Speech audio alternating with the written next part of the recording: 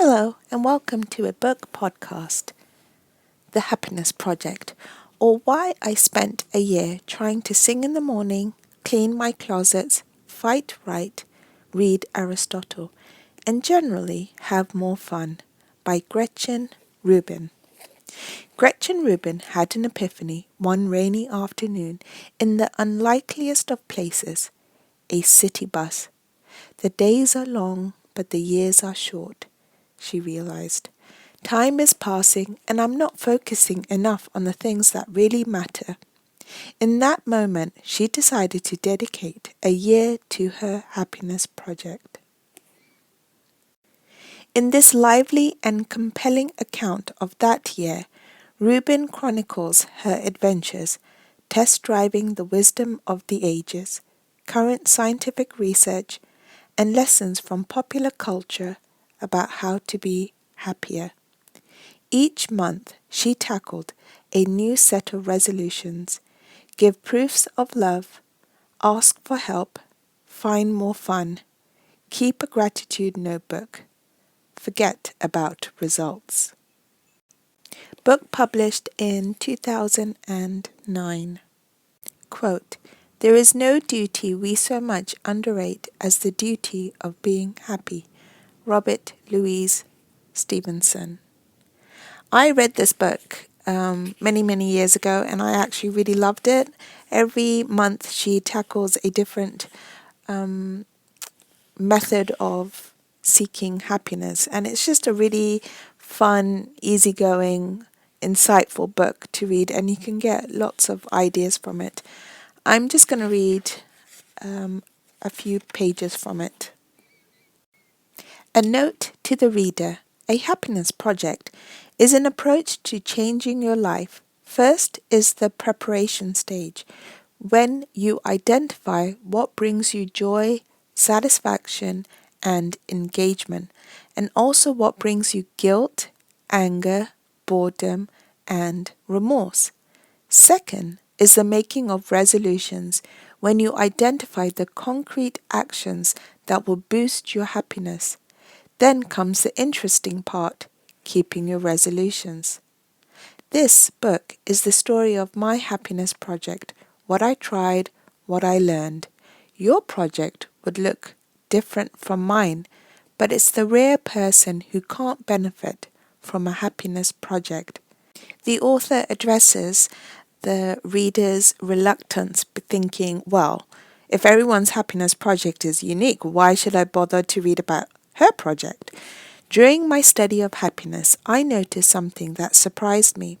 I often learn more from one person's highly idiosyncratic experiences than I do from sources that detail universal principles or cite up-to-date studies.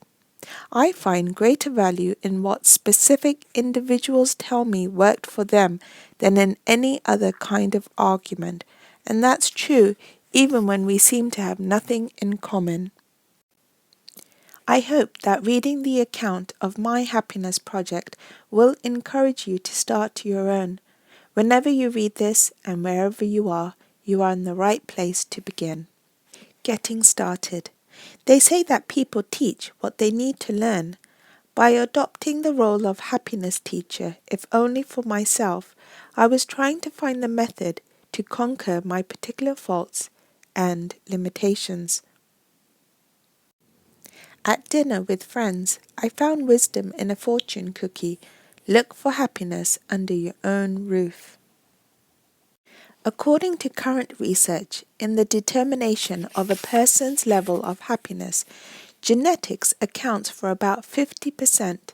Life circumstances such as age, gender, ethnicity, marital status, income, health, occupation, and religious affiliation account for about 10 to 20%, and the remainder is a product of how a person thinks and acts.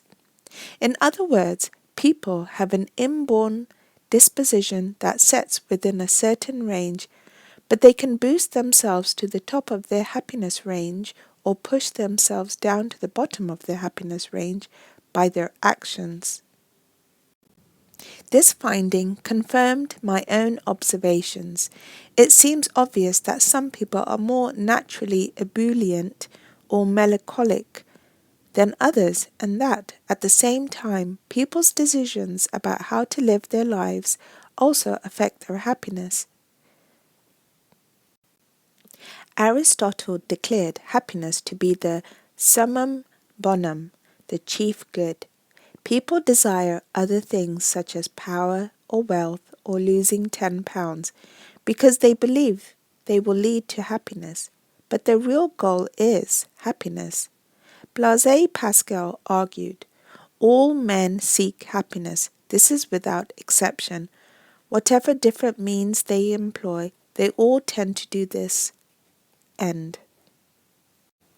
I came to another important conclusion about defining happiness, that the opposite of happiness is unhappiness, not depression. Depression, a grave condition that deserves urgent attention, occupies its own category apart from happiness and unhappiness. Could I discover a startling new secret about happiness? Probably not. People have been thinking about happiness for thousands of years, and the great truths about happiness have already been laid out by the most brilliant minds in history. Everything important has been said before. Even that statement, it was Alfred North Whitehead who said, "Everything important has been said before." The laws of happiness are as fixed as the laws of chemistry. But even though I wasn't making up these laws, I needed to grapple with them for myself. It's like dieting. We all know the secret of dieting. Eat better, eat less, exercise more. It's the application that's challenging. I had to create a scheme to put happiness ideas into practice in my life. Founding Father Benjamin Franklin is one of the patron saints of self-realization.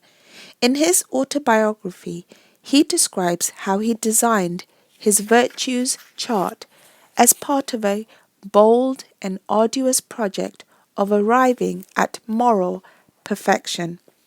He identified 13 virtues he wanted to cultivate: temperance, silence, order, resolution, frugality, industry, sincerity, justice, moderation, cleanliness, tranquility, chastity, and humility, and made a chart with those virtues plotted against the days of the week.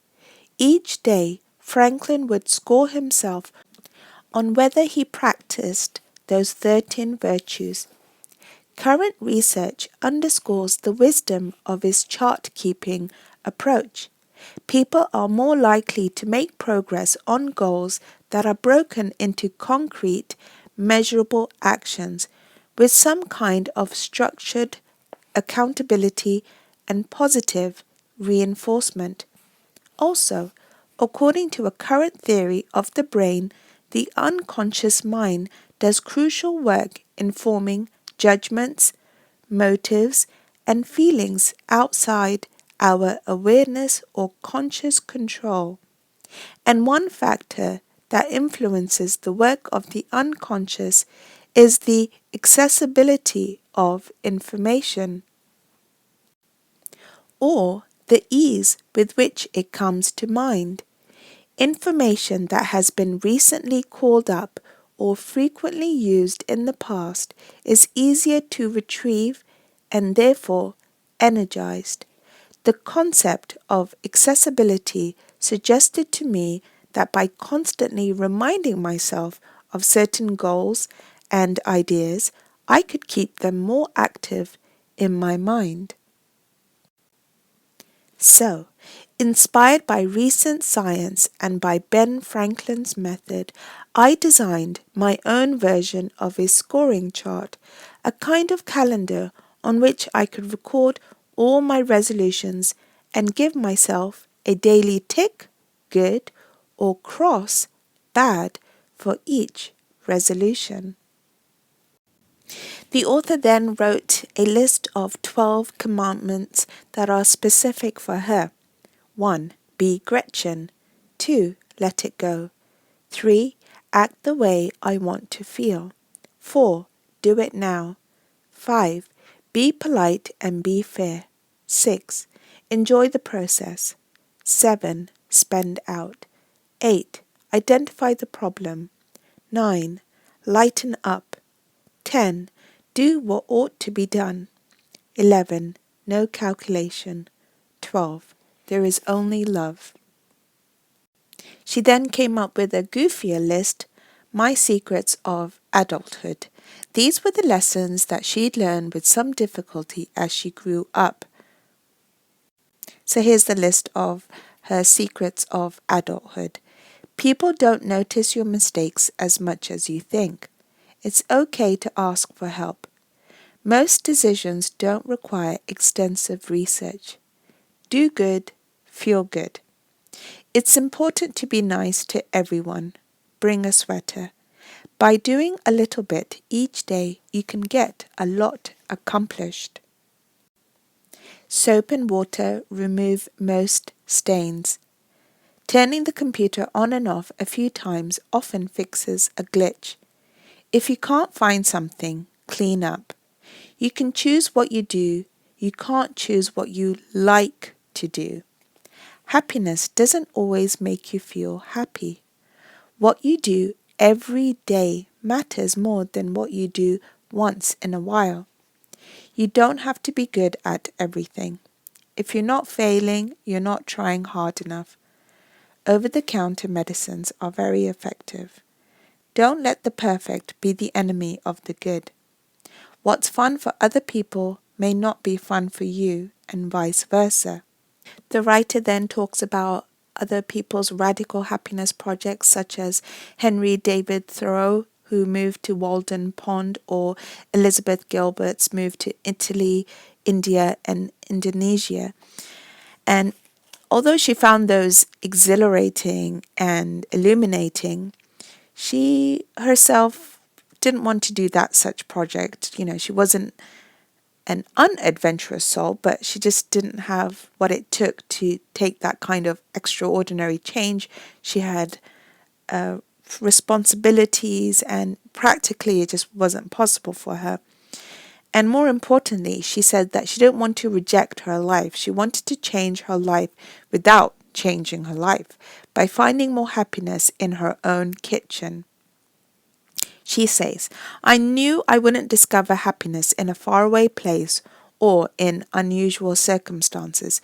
It was right here, right now, as in the haunting play, The Bluebird, where two children spend a year searching the world for the bluebird of happiness, only to find the bird waiting for them when they finally return home. The writer then questioned, was it supremely self-centered to spend so much effort on her own happiness? She gave this question a lot of thought, but in the end she sided with the ancient philosophers and modern scientists who argue that working to be happier is a worthy goal. According to Aristotle, happiness is the meaning and the purpose of life, the whole aim and end of human existence. Epicurus wrote, we must exercise ourselves in the things which bring happiness, since if that be present, we have everything, and if that be absent, all our actions are directed toward attaining it. Contemporary research shows that happy people are more altruistic, more productive, more helpful, more likable, more creative, more resilient, more interested in others, friendlier, and healthier. Happy people make better friends, colleagues, and citizens. She writes, I knew it was certainly easier for me to be good when I was happy. I was more patient, more forgiving, more energetic, more light-hearted, and more generous. Working on my happiness wouldn't just make me happier, it would boost the happiness of the people around me.